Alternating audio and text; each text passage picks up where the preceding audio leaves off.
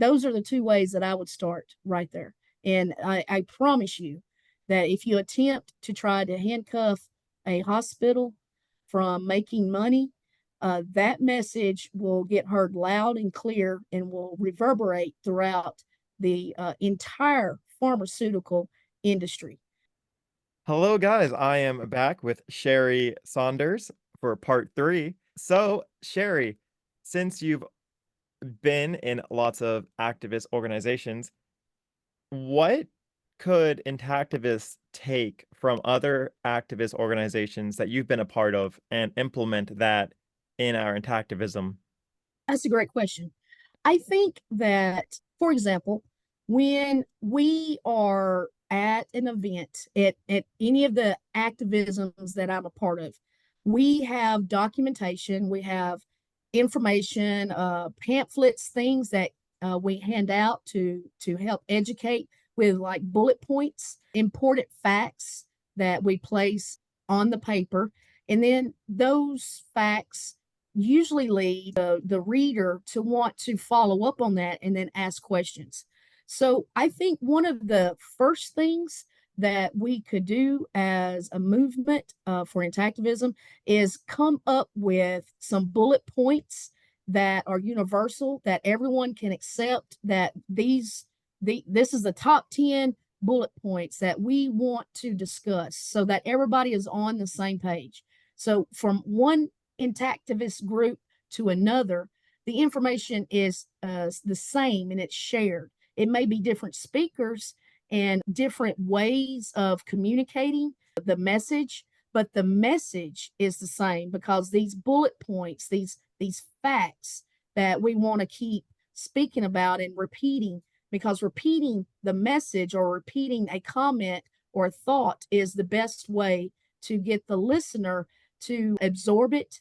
And so that is where I would start first, is having documentation that is universally accepted across all of the groups, that these are facts that we all agree on.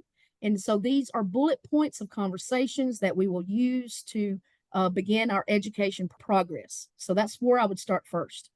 Okay, that's interesting that you bring that up because I've noticed a lot of intactivists in this movement, they almost want to find new ways of doing things and new ways of explaining things and almost trying to make it more complicated. So, would you say that simplicity works better than making Yes. things complex?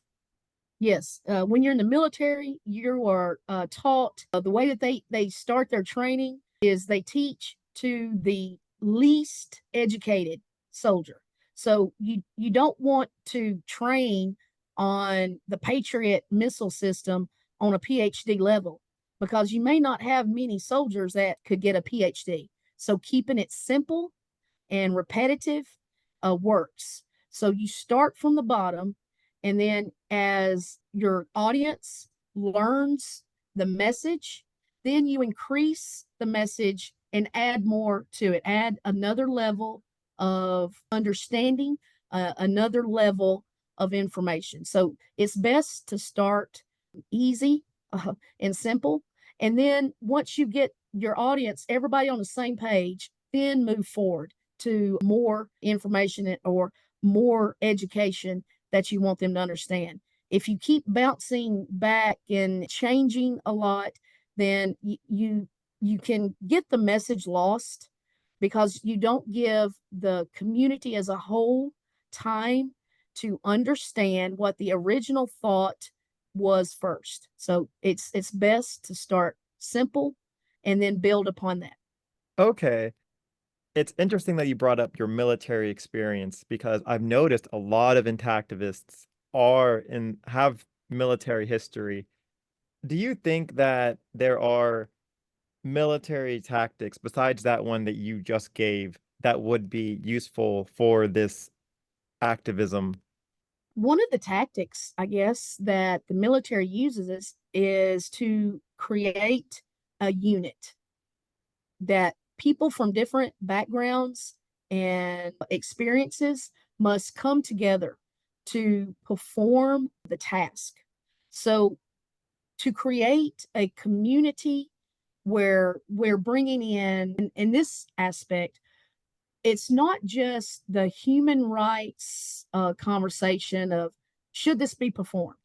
We have to in this conversation for intactivism, we have to include religious autonomy, that there is other conversations that we have to be able to understand and conversate with, knowing that it comes from, say, the Bible, the Torah, the Quran, so and other biblical type, essays and things. So we have to combine the different cultures that are involved. We have to combine the community as a whole to create a unit, so that from a unit form of mind, that we're all in this together like a platoon. We're all in the same platoon, and then we're going to take a mission and move that mission forward.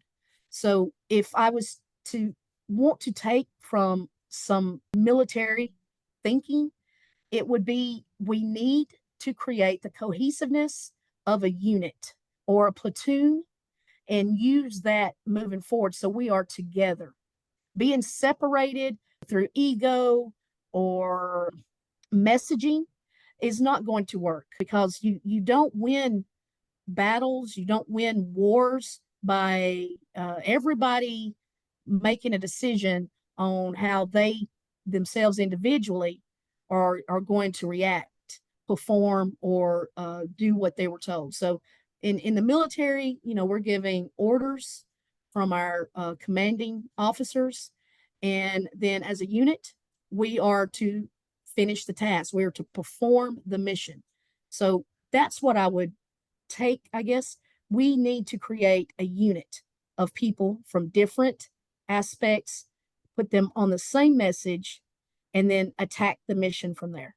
Okay. So what would be the way you think circumcision is going to drastically decrease? Because we have so many different fronts. We have lobbying, we have biological, foraging, trying to create foreskins to replace what men have lost or regrown what they've lost. We have Right. protesting, we have, I guess I could say, gentle educating, etc. So, which of these do you think is the most effective? I think the most effective first attack for messaging is the mothers.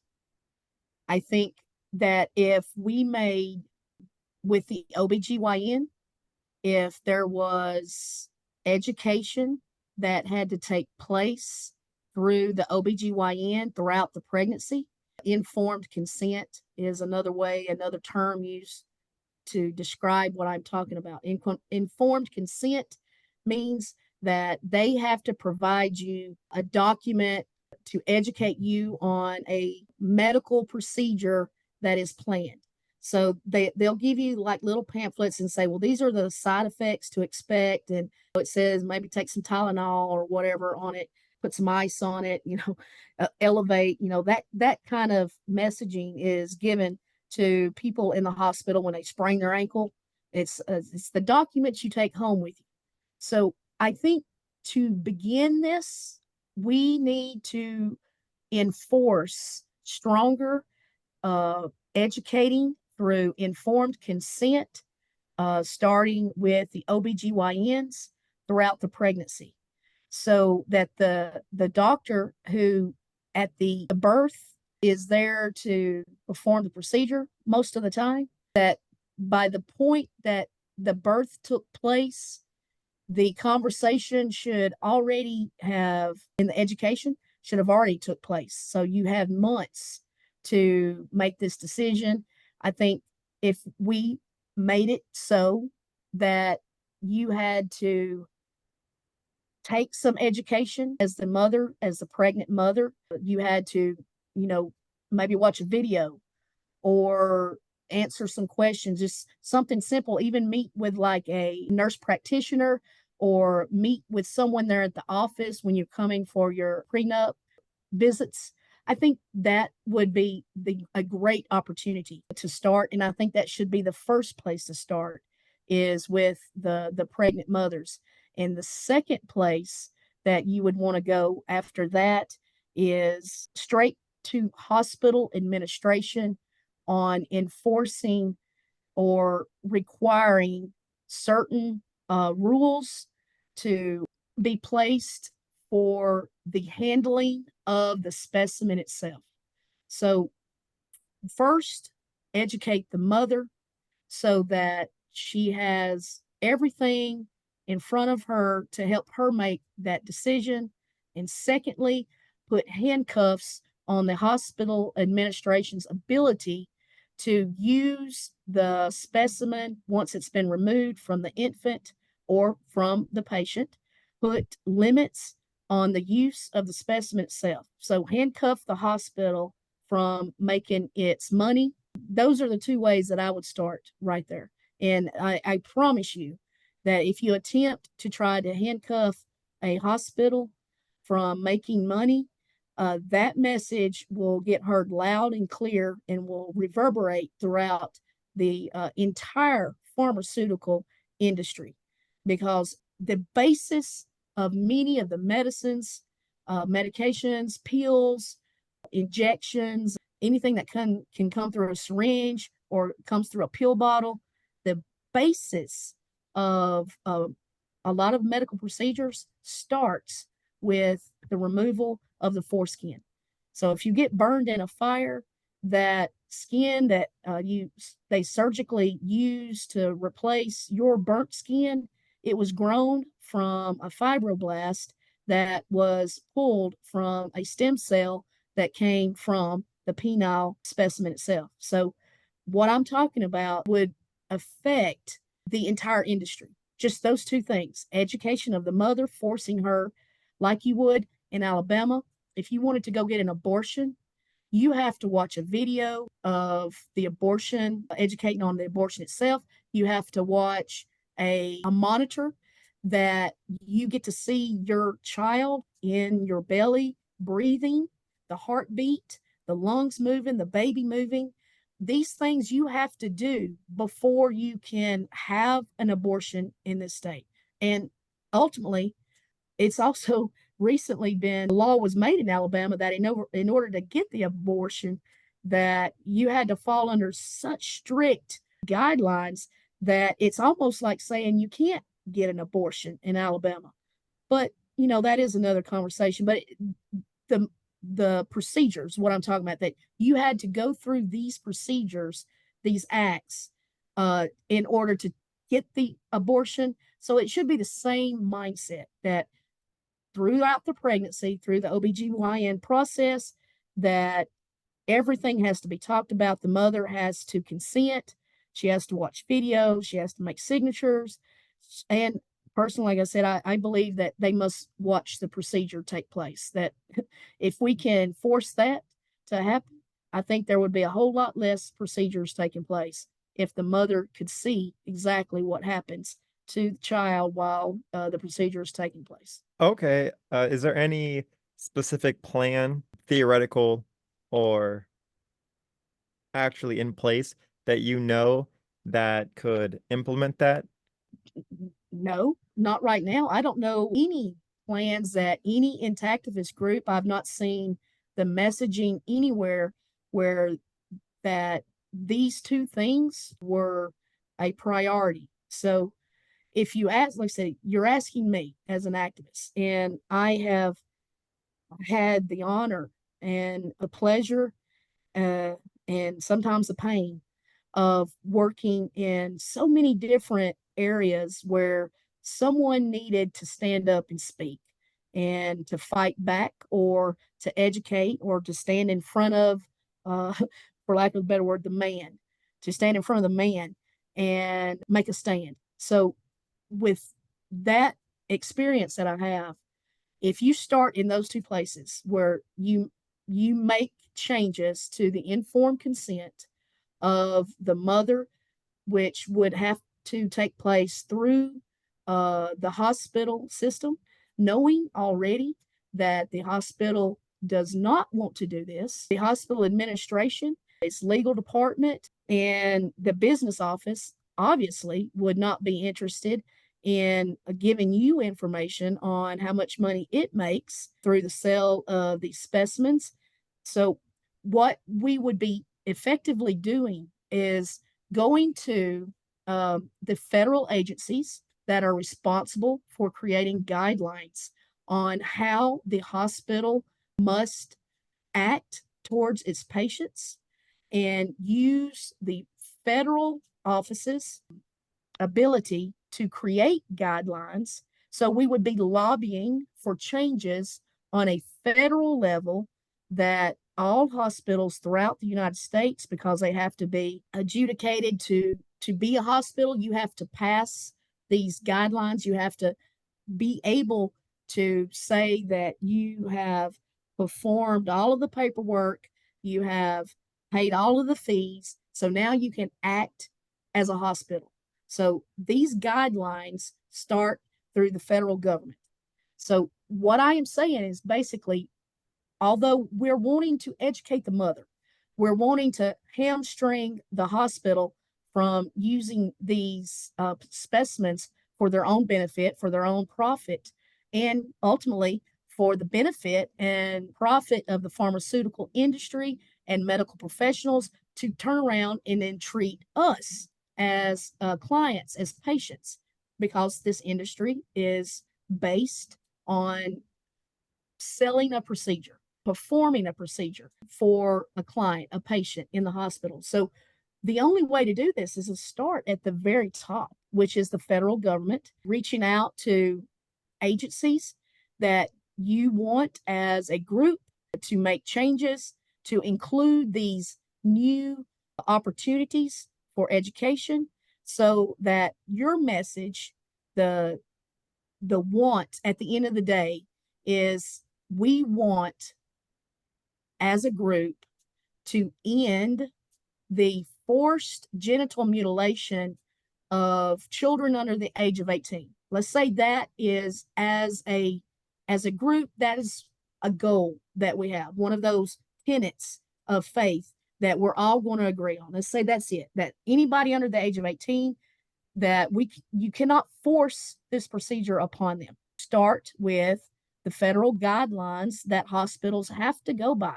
They get their money given to them when Medicare, Medicaid, the insurance companies, that when a procedure is done, the billing office bills code to the Medicare agency, the insurance agency, and then they get paid for the procedure.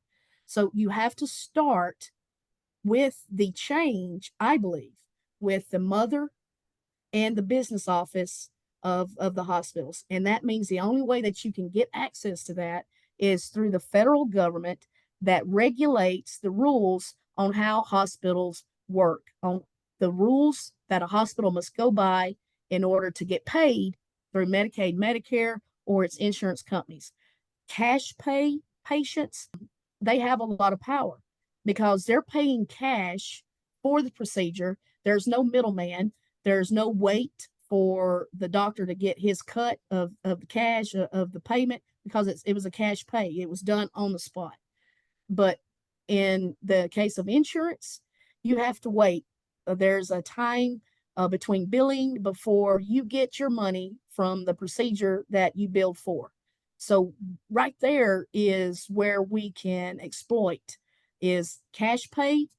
I don't know that's going to be hard because anybody can perform it and get paid in that moment. But if we can step in that opening where the hospital must follow its guidelines that they are told by the federal government that they must follow. So that means we as a community must go and change the federal government's guidelines. We have to influence that change. Then you will see across the board that these changes, the bricks start falling all the way across the board. Change those two things and you'll change the system.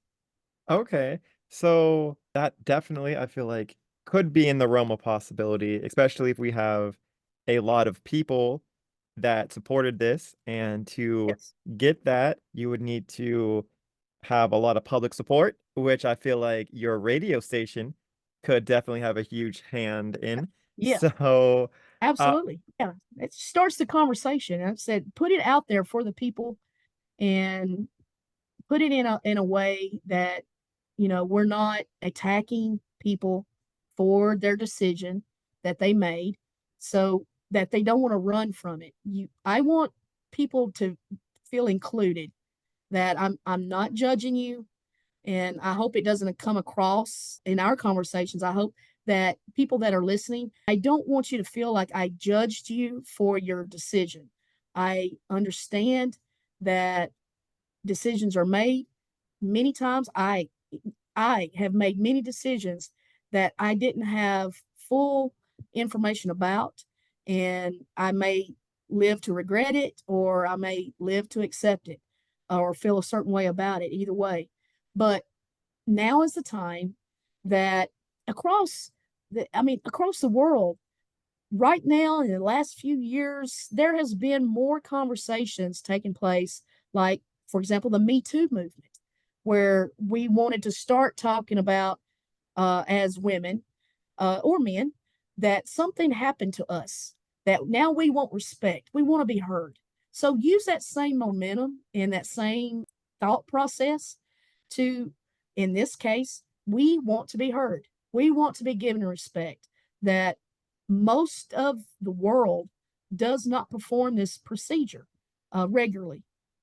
That in the United States, it was, for example, in 1999, the American Pediatrics Association put out a message stating that they were against neonatal circumcision.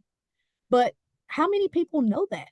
That in 1999, that a regulating agency that oversees pediatricians throughout the United States put out a message that said, we are no longer in support of systematic at birth neonatal circumcision. I mean, did your pediatricians tell you that? I know the pediatrician I went to didn't tell me, and my kids were born in 2005. So if, for example, in this case, the governing board of pediatricians, they came out with a public statement, said we don't support this, but nothing happened. It was not enforced. The doctors, they don't educate on it, they don't tell you about it. The only reason why I even know that that statement was out is because I've done research on circumcision, and so I was googling and going to Bing and searching out for information. So I saw this, and then I wondered why, that if the governing body of pediatricians has put this out, then why are pediatricians still performing this procedure? Because that's the governing body. So it's almost as if, even if an organization as strong and as powerful as the lobbying organization, as the American Pediatricians, can say something, it really meant nothing, because at the end of the day, the the rules didn't change. So we got to work on changing the rules so that people, in this case, those people at that governing body, they made this decision, they don't support it. Well, then let's put teeth behind it. Let's make this work for us. How come this message is not out on more loudly on social media? Maybe we need to reach out to these organizations that put this message out and put them on blast, bring them onto our shows and ask these questions, so they have to answer why they made that decision, and then equally answer why they're not doing anything about it. That you made the decision to say no, but did you do anything to enforce it? What have you as an agency done to enforce the decision you've already made? Let's put them on blast and make them enforce that decision with their pediatricians, with their doctors. Force it upon them. And then, like I said, hamstrung the use and the sale of the fibroblast itself. Because if we we hurt them in the pocketbook, then we get their attention. And there's no better way to go at this to get their attention than to tell you and to tell them and to tell the other activists that we're going after their pocketbook. That way they will start to listen to us. And then the message can come out as to why. Why are we asking for you to do what you already said in the case of Pediatric Association? You said you didn't want this to happen. So what are you going to do about it? Why are you allowing it to continue if you've already said that you don't want it to? Yeah, so we are running out of time. Okay.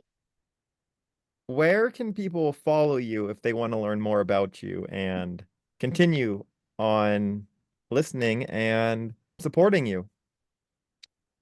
I am on Facebook with my name, Sherrie Saunders.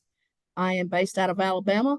I work as the president of the Alabama Medical Freedom Alliance, and I am also found with United Voices, which is my radio show with Marcus Eccles and his production team. So recently, like 2 days ago, I opened a Discord account, and my name on Discord is Alabama Whistleblower. I have an Instagram account that is also my name, but it currently is, I don't have use for it because I'm on a ban. I had a YouTube channel that got canceled and all of my videos got rid of because of conversations that I was speaking about that were uncomfortable and censored. So to get in touch with me, I would like for people to start to get in touch with me if you're hearing me through this messaging, through POTS, through the intactivists, and the work that Prevail Over the System is doing to get this messaging out. Contact me through Discord because right now I'm not censored, or you can reach out to me on Facebook. Sherrie Saunders is my name, and I'm from Alabama. So I think I'm about the only Sherrie Saunders that you want to see from Facebook in Alabama. So it wouldn't be hard to find me. I hope in the future that I can get a podcast. The funding, when I get the funding, and a website is what I'm also working on. I have a lot of work that I have done over the years. For example, let me show something right here. Recently, this book, it's called The Furies, written by Elizabeth Flock. It came out a couple of weeks ago, published by Harper Collins. It's internationally published. It's published in London in December. So that book is about women who have fought the system. And I'm including in that book as an advocate or an activist that worked with Brittany Smith, who is currently incarcerated for killing her rapist while her rapist was choking to death her brother. So one of the ways that you get in touch with me, folks, is through Discord. And Alabama Whistleblower, all one word, is my username. And please reach out to POTS so that if you have a question, if you would like to speak more to me and hear more about intactivism and what we can do, please reach out to POTS and Prevail Over the System because these guys are trying as hard as they can to get the word out, to open this conversation. So right now, those are the ways that you can reach out to me. And as soon as I can get that website and podcasts and stuff up, I will. Understandably, I have been censored. Twitter, I'm censored. Instagram, censored. I think I'm on my 7th Facebook page. A lot of censoring. But I talk about subject matters that are sensitive to people that are in control, and I am happy to do so. I'm happy that I've had this opportunity to become this activist and speak about these things. I'm honored that people bring me on their shows like you and give me a opportunity to speak about these sensitive matters. So right now, that's really the only ways that you can contact me. But I'm not hard to find if you ask folks in Alabama. Like I said, I do advocate for the disabled. So one way you can reach out is through the Alabama Council for Developmental Disability and just ask to contact me if you cannot get a hold of me in any other way. And I'm excited for this 2-year appointment that I have appointed by the governor to work with the disabled here in this state and to give them a bigger voice. So that's pretty exciting right there for me. I'm glad to get that validation after many years of working. That was Sherrie Saunders' Part 3 interview. Let me know what you thought of it by commenting down below. Please give this a like and subscribe so you don't miss the other interviews from other guests we have here on Prevail Over the System. Thank you guys for hanging out with me and Sherrie. It was an awesome time.